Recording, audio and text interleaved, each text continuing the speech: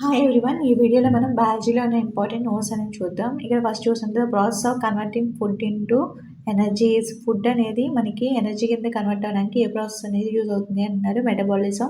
నేను సెకండ్ చూసినట్లయితే the organ that secretes digestive enzymes into small intestine in the A organ అనేది digestive ఎంజైమ్ని small ఇంటెస్టైన్లో secret చేస్తుంది అని అడుగుతున్నారు, ప్యాంక్రియాస్ అనమాట. Next third one, the organ responsible for storing urine is the A organ అనేది storing యూరిన్ని store చేసే ఏ organ అనేది ఆ response తీసుకుంటుంది అంటున్నారు. ఇక్కడ యూరినరీ బ్లాడర్ అనమాట.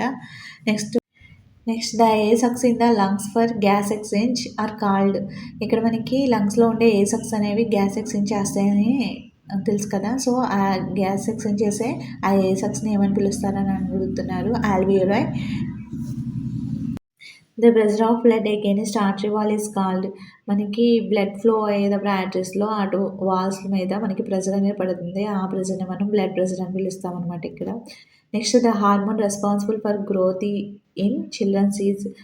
మనకి హార్మోన్స్ అంటే చిల్డ్రన్స్లో మనకి గ్రోత్ని రెస్పాన్సిబుల్ చేసే హార్మోన్ ఏది అని అడుగుతున్నారు ఇక్కడ, గ్రోత్ హార్మోన్ అనమాట, దీన్ని జీహెచ్ అంటారు.